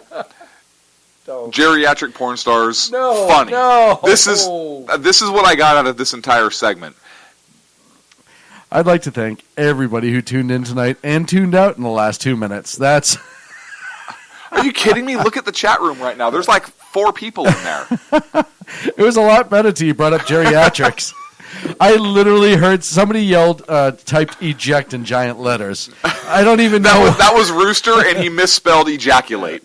That's what that was. Oh, my God. No, you did just not say that. You may need a timeout. You may need a timeout. Then why are you air high-fiving me for that one? Rooster, he is not taking your side on this. I'm not air high-fiving anybody. Man. You know what? I'm going to do the entire world a favor. Because this is just way, way, way too ridiculous. Why don't we go on a commercial? Why don't you go on a commercial? I'm talking about radio. Rahm-an Helmet.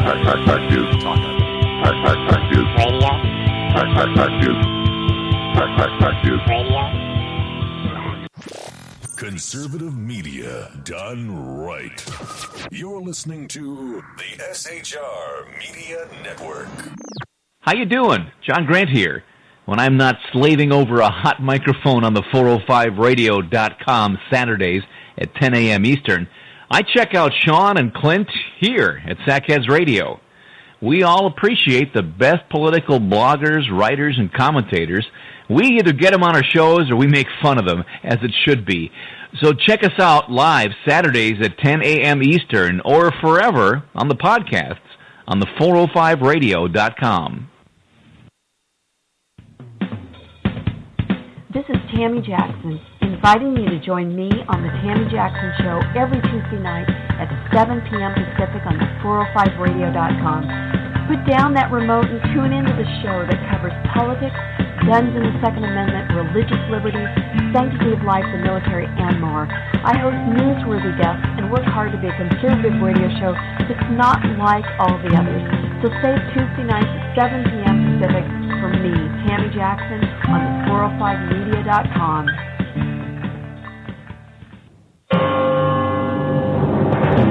Hello, I'm Paul, a student at Hillsdale College. Here is my professor, Dr. Larry Arnn, on the separation of church and state. America's founders believed in the separation of church and state, in that the country was not to have an official religion or an official sect. But that did not mean that government was to be hostile to religion, or even indifferent to religion, as many today argue. In fact, America's founding document, the Declaration of Independence, includes both a reference to God as the author of the laws of nature and a confident assertion that human beings are endowed by their Creator with certain inalienable rights. Far from being hostile or indifferent to religion, America's founders understood the theology of the Declaration to be an essential part of the education of citizens. This Constitution Minute was brought to you by Hillsdale College. To join the national conversation on the Constitution, go to constitutionminute.org.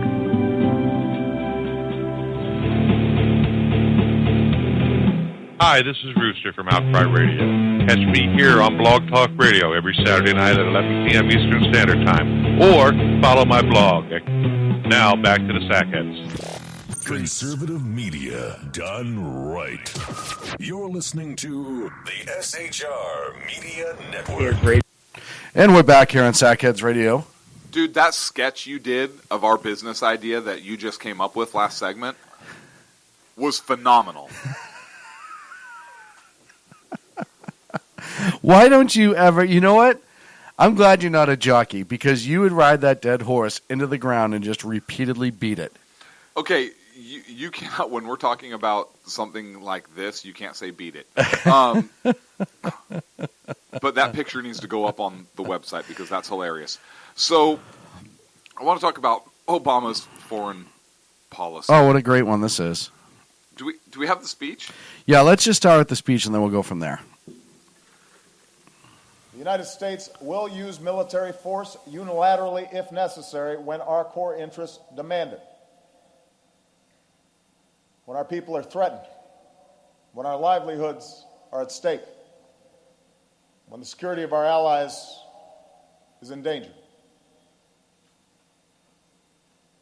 In these circumstances, we still need to ask tough questions about whether our actions are proportional and effective and just. International opinion matters. No, it doesn't. America should never ask permission to protect our people, our homeland, or our way of life. But U.S. military action cannot be the only or even primary component of our leadership in every instance. Just because we have the best hammer does not mean that every problem is a nail. It was for Clinton. A lot of skeptics who often downplay the effectiveness of multilateral action.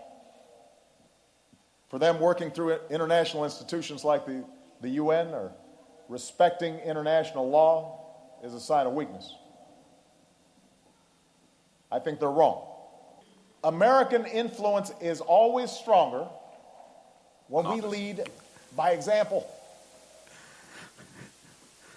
Like, say, for example, we roll over. From the rules that apply to everybody else.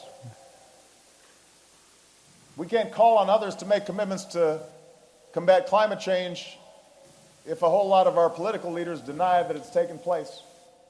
Because of American diplomacy and foreign assistance, as well as the sacrifices of our military, more people live under elected governments today than at any time in human history. Technology is empowering civil society in ways that no iron fist can control. Well, first of all, let's ask the people in China about that, because as much as they think they have technology, it's greatly limited.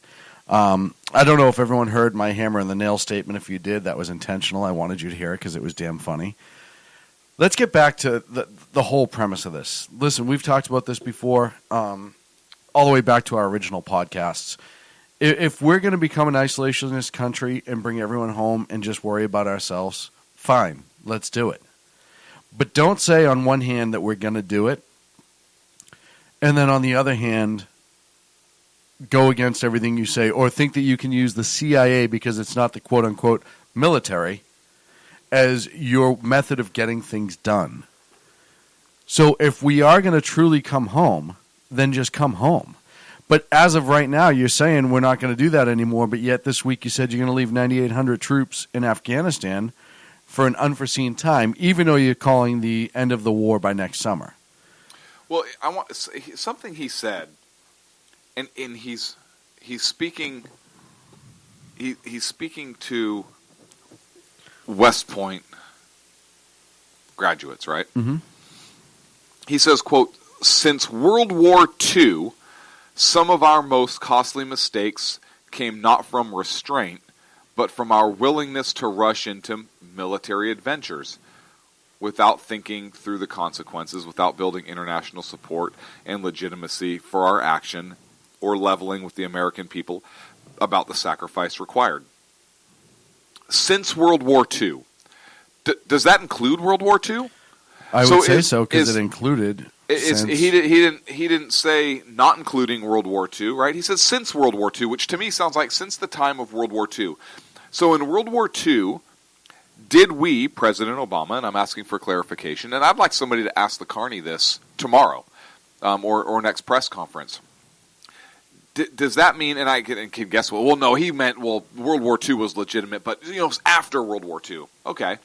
So was World War II a rush in? Did we fail to show restraint? Pearl Harbor was attacked. Mm-hmm. Should we just have taken action against the Japanese? Well, we should have talked a little bit more and hugged and felt what was really bothering them because obviously they were lashing out. Because I think that was the greatest generation. Absolutely was the greatest generation. Right? I would agree with that. Hands down, no questions asked. So I don't like the way that was phrased, and I don't know what he meant by that. But he said since World War II and then mentions World War II and then goes in. So I don't know what he meant by that. I don't like the way it was phrased, and if he was in fact including World War II, then shame on him. But he talks about our willingness to rush into military adventures. And I'm thinking about that.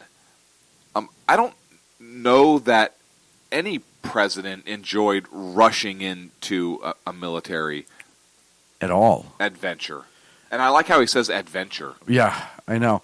Well, that shows you that he has absolutely zero idea what he's talking about.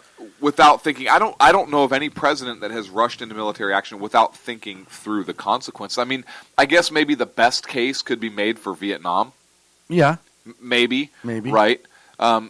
Maybe Korea stopping. But there was a lot of buildup in communism. Vietnam. Right. But I mean, I'm saying maybe. I'm not saying I agree with it. I'm saying maybe make the case for Korea. Maybe Vietnam. So I don't know that I agree with this. But yeah, Libya. Although it sure shut Gaddafi up for a while. Yeah, it's weird how that worked out. So he talks about how great the military is, which is excellent. I agree with him. And then he goes on to talk about this isolationist philosophy, but yet he also says that American isolationism is not an option. So he says that in his speech. American isolationism is not an option, but then he lays out almost a more isolationist agenda policy, which I don't, again, and we've talked, I don't necessarily have a problem with an isolationist policy. I think that, look, our economy is tied to so many different countries that we do, in fact, have an interest to our people to maintain a military presence in particular places of the world, particularly with our allies. I agree that a lot of our military focus should be on defense of our citizens and our people when we're under direct attack. However, I believe that can be economically as well. And look, we were not meant to be tied economically to we were meant to establish trade with other countries, but not to be tied to them economically as we are today. Intricately so. I mean, look at how we're tied to China but you know, George Washington a lot of times gets this the credit for being the only isolationist president, and that's not necessarily true. You had Thomas Jefferson, James Monroe, also that were more isolationist, or had the more the traditional view of American military involvement worldwide. Washington said in his farewell address, he cautioned us really against having entangling alliances with other nations, and I would argue that being tied economically with other countries puts us in an entangling alliance. So I think we've blown Washington's warning out of the water for that. But in Washington, you can read Washington's farewell address. I highly recommend it. But he talks about the non-interventionist policies there, and saying basically, we want to be very careful about engaging in frequent controversies with foreign countries. He talks about how, hey, the great rule of conduct for us in regard to foreign nations is in extending our commercial relations to have with them as little political connection as possible. So again, he doesn't want those alliances binding us too much, causing us trouble. But hey, trade is fine, but we don't want to be tied to these other countries. Thomas Jefferson, in his inaugural address, talked about peace, commerce, and honest friendship with all nations, entangling alliances with none. So here you have the same philosophy spelled out pretty specifically. Hey, peace with all nations. We want commerce with all nations, but and honest friendship. We don't want entangling alliances. You hear how hateful and non-inclusive our founders were? Terrible. Peace, commerce, and honest friendship with all nations. They hated everybody of all other races. Damn aristocrats. And that was a great Disney movie. But so Jefferson carries this tradition on. And now Jefferson, it is true, he did take military action against the Islamic extremists in the Middle East, in the Tripoli, right? In Tripoli, Pasha. Which is why, hey, the song is how it is, right? The Marine Corps has their song because Marines did in fact go into Tripoli and kick terrorists' ass back then. Right. So good for them. Back before it was popular. Yep, back before it was popular. But again, that was military action taken overseas because it directly affected U.S. trade, our shipping, and our citizens who were being enslaved by the Muslim extremists, right? The Tripoli pirates, right? And that's not me being a smartass. You can look it up. So you then had James Monroe that put forth the Monroe Doctrine, and he really had. Again, kind of a non-interventionalist intent with his doctrine. I think when he talks about, he says, quote, in the wars of European powers and matters relating to themselves, we have never taken part, nor does it comport with our policy so to do. It is only when our rights are invaded or seriously menaced that we resent injuries or make preparations for our defense. So again, you have this continuing forth, and we had gotten away from it. So I'm not entirely against President Obama kind of taking this stance. I'm not against a limited military involvement stance. I'm not. Am I for closing down all of our bases worldwide and bringing all of our troops home? No, I'm not, because I understand that because we are so tied to these other countries, economically speaking, that our interests are specifically threatened at times there, and does affect our liberties here at home as a result. So I believe we do need to maintain some presence worldwide. Do I think we need as much of a presence as we have now? No, not necessarily, but we do need to maintain some. Do I agree that military option should not be the first? Depends what it is. Right. Right? If somebody, say, imprisons an American soldier for something. Oh, never mind. That was a different story from earlier. If there is violence committed against us, then military action is absolutely warranted. Terrorists, right? Do I think military action is warranted against terrorists? You're damn right I do. Absolutely.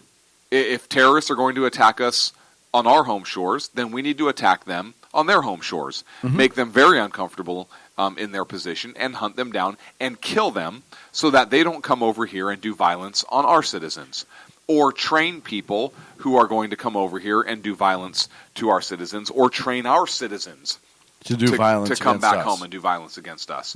So I am absolutely for our military taking action on foreign soil to prevent that from happening, much in the spirit of Thomas Jefferson sending a group of Marines over to kick some serious rear end. What are your thoughts? No, I do agree. And it's one of those things, if he wants to bring everyone home and close it up and say, hey, you know what? Only if we absolutely have to, that's all well and good. However, that needs to be across the board. And you can't replace the CIA or the military with CIA actions and CIA drones, et cetera, et cetera.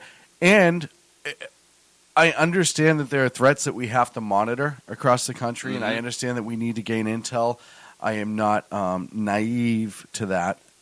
However, we also need to keep in mind that coming home means coming home.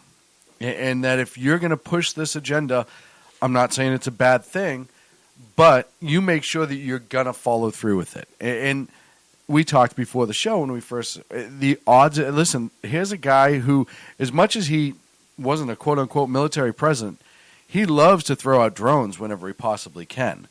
We're over in Nigeria right now with Special Forces looking for the missing girls. There's been a bunch of places where the military, now we're all of a sudden in the Eastern Bloc again, what was the Eastern Bloc, Estonia, Latvia.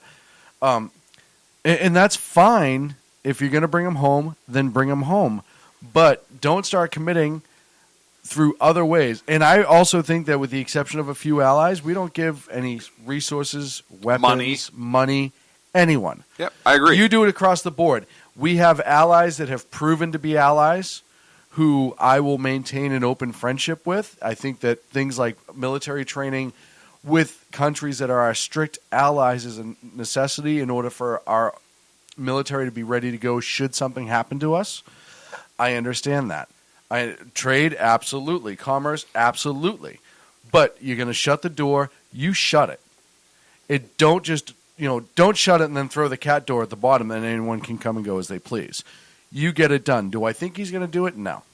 I think that this just sounds really good and it all, it's all nice, but reality of the situation is we are not in a position in this world right now to do it. We are in conflicts. We are committed.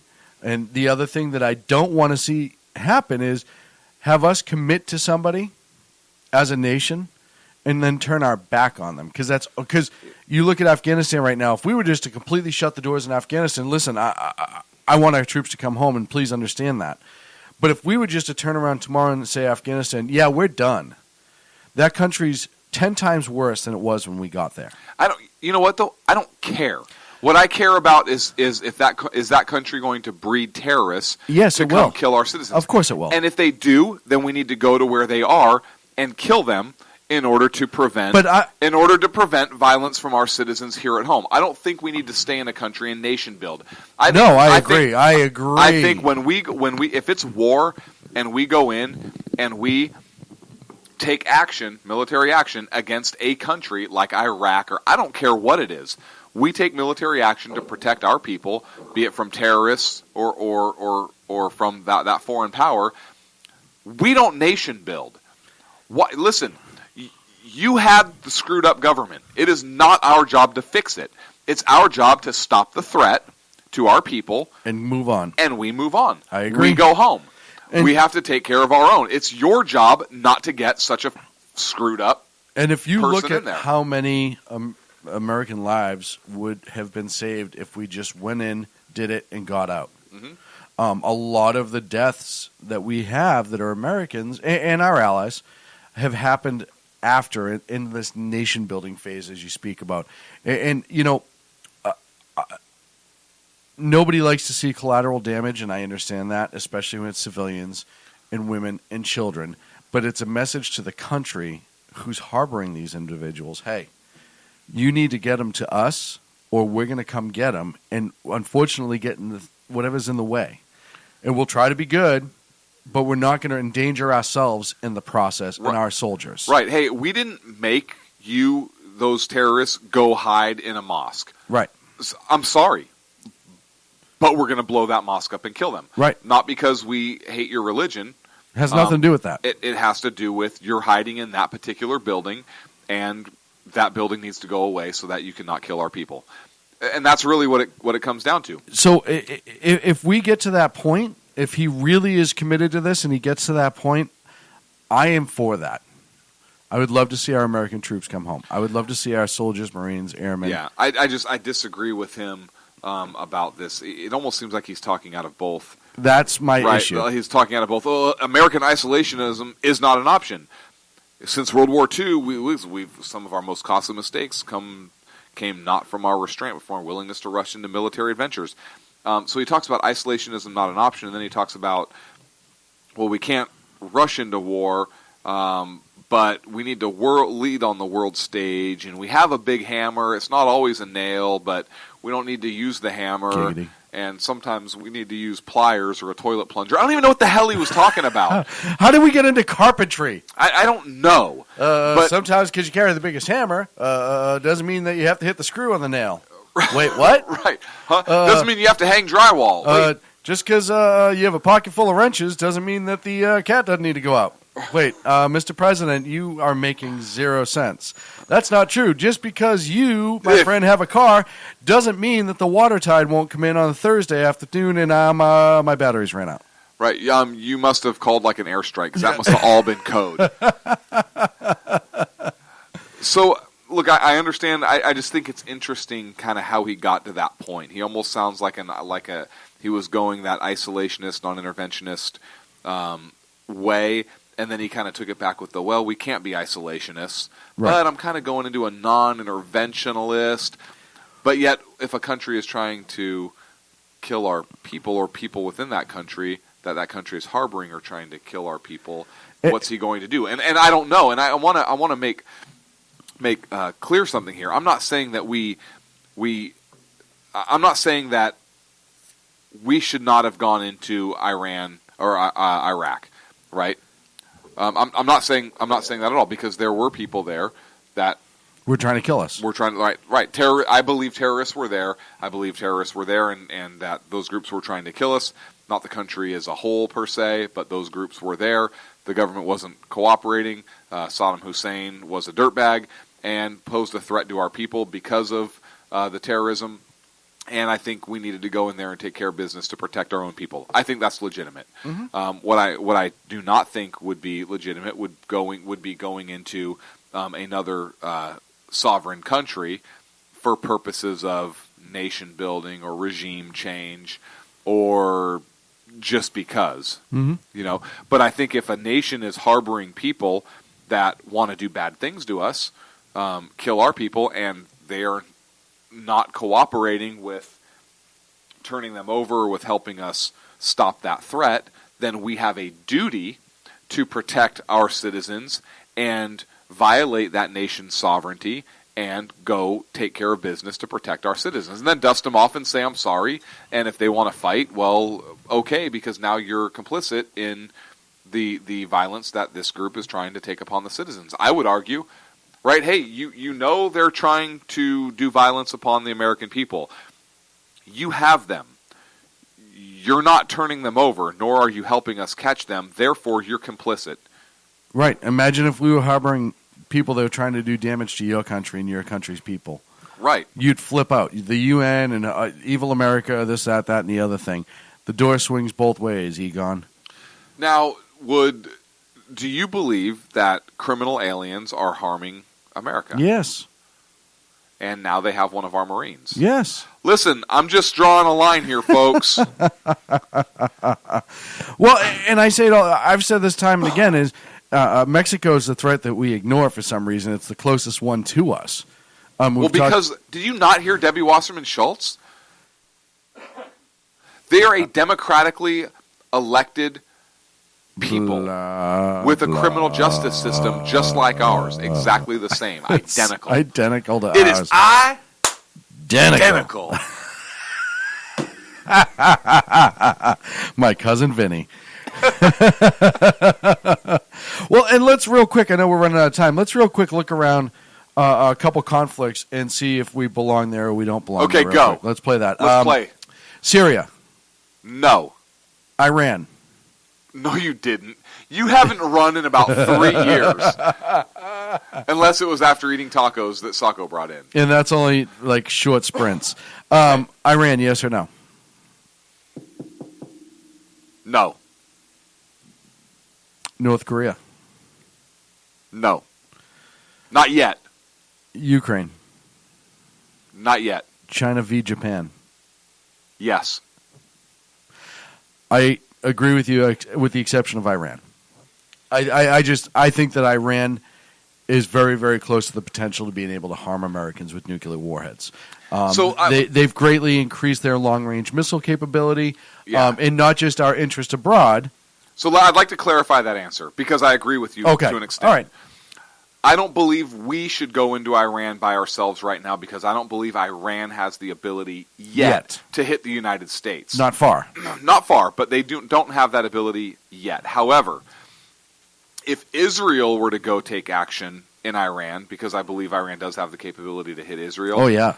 If Israel did go into Iran, I would consider Israel one of our very, very close And allies them. and friends, and I would go in and support Israel in that action. Mhm. So I would that's, as well. That's my clarification. But right now, would I commit the United States military to go into Iran by ourselves or even without, if Israel said, hey, come on with us right now?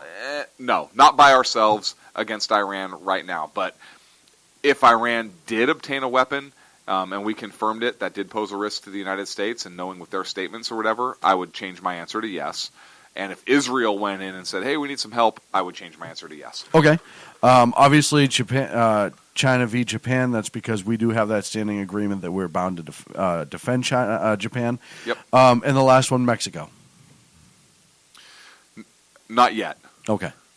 Getting around there, though. No, yeah, we are. And again, I think that we have violence spilling over from the drug cartels. Mhm. The Mexican government is failing to control that. They are corrupt, and by them failing to control it, I believe It's complicity. It's complicity. Now they do have one of our United States Marines. I guess can you argue that technically he violated it when he went across the border? That's a shitty deal, but I guess technically you could make that straight-faced argument, a la Debbie Wasserman Schultz. Mm-hmm. Do I think that their citizens that come over here illegally, are they negatively impacting us as a country? Yes. Yes, they are. Do they pose a national security risk? And I think that could actually be argued. Yes. I think it can be argued both ways, right? I would honestly. Yes, because if they collapse the system, it ends our country as we know it, right? Or Right. puts Destroys a us. constraint, Destroys us. Or if terrorists are able to sneak through. As a result of using them as masks. Yep. Running human trafficking Coyotes. through, running drugs through. Well- And so I think an argument could be made, but I would not take military action in Mexico yet. Would I threaten it? Would I close the border? Oh, yeah. I would absolutely Let's close the it. border. Let's close it tonight. to Mexico. I'll close it tonight. I'd be all right Let's with that. go. Let's drive down there. My one issue is I would argue that the cartels are terrorist organizations who are regularly attacking American citizens on the side of the border that need to be eradicated. I would argue that. Okay. Just because they don't necessarily have a political agenda or a religious agenda, I think that it could be argued that their actions have become that of terrorism in our country. Like a narco-terrorist. Yeah, absolutely. Okay. I can see the argument for narco-terrorism. Mhm. Absolutely. And never mind what the product itself causes our nation. Never mind, like you said, the illegals coming in, the people that die when it's being sold. You could, I mean, if you really wanted to start spiderwebbing that out, you could. But just based on, hey, you know what? Cartels have been known to cross the border, kill American citizens over drugs. I would argue that alone would be the narco-terrorism argument. Okay. And I think it's a greater threat to us than Syria is right now. Look, I wouldn't start with military against Mexico. I would absolutely start with border control. Oh no! Absolutely. Yes. Well, I would close that border. I'd close the border to Canada too. If we control the border, and we actually get it controlled, then that other stuff does go away. And I agree with you wholeheartedly.